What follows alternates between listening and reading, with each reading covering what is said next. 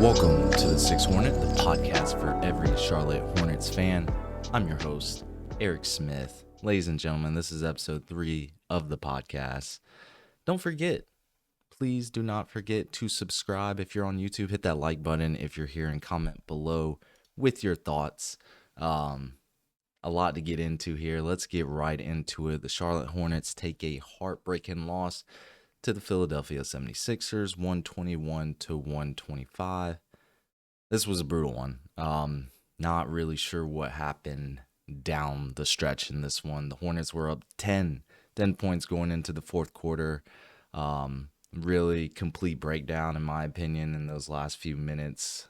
76ers went on a pretty big run and just couldn't hold it together. And there's a lot. There was a lot to it. I would say, let's talk about the good parts. So LaMelo Ball, I thought he played phenomenal tonight. I mean, defense was outstanding, like just outside the box score. Just something, just watching him was incredible. Hands were everywhere.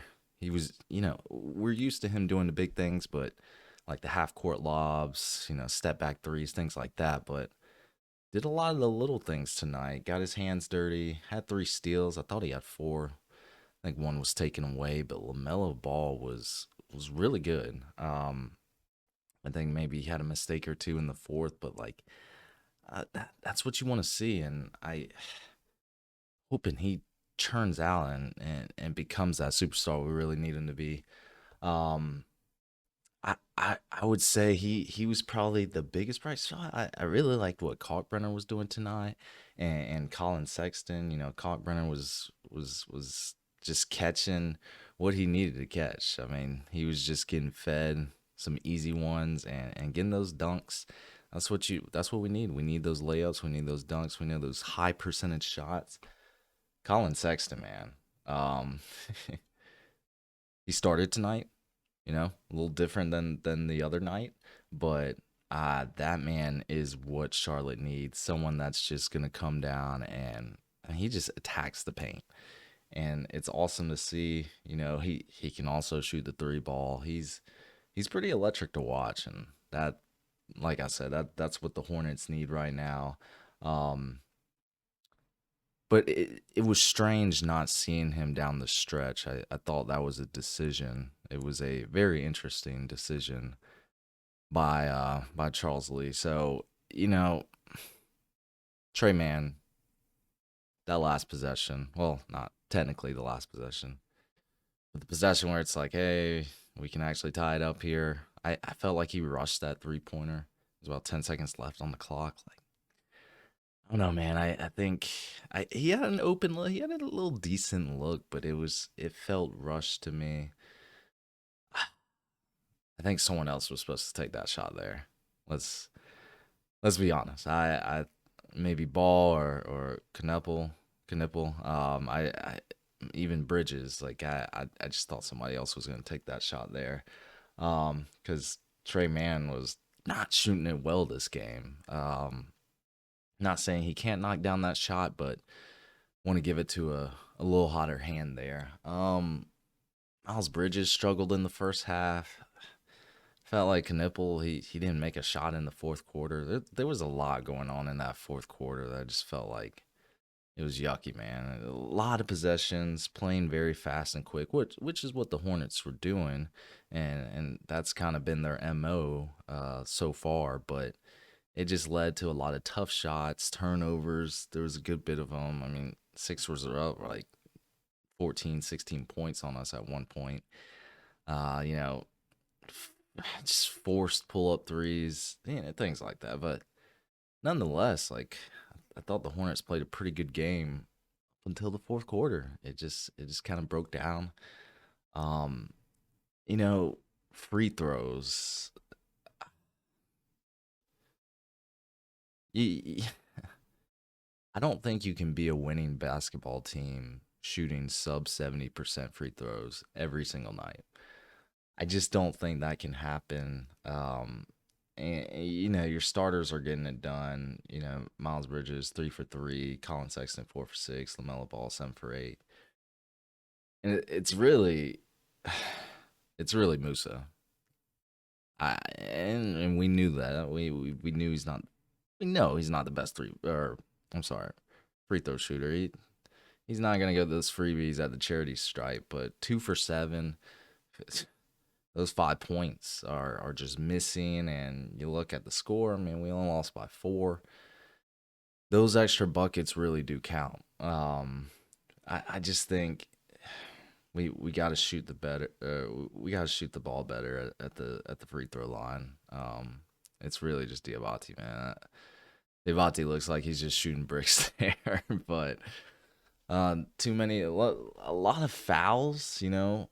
This was a very foul intensive game, but like in the third quarter, which was a pretty unbelievable quarter by the Hornets. Sixers were in the bonus like 5 minutes into the third quarter. It's just like, wow, man, like we gotta do better on that end. But a lot to like again, like I was saying, Cockbrenner, I thought he played a pretty good game, like from his part. Um, a lot to like here. Didn't even talk about Brandon Miller. He went down. I think it was left shoulder soreness. Really hoping he's okay. Because we were missing him out there. Could have been a completely different game with Brandon Miller out there, but he left the game pretty early. Went to the locker room, was ruled out the rest of the game.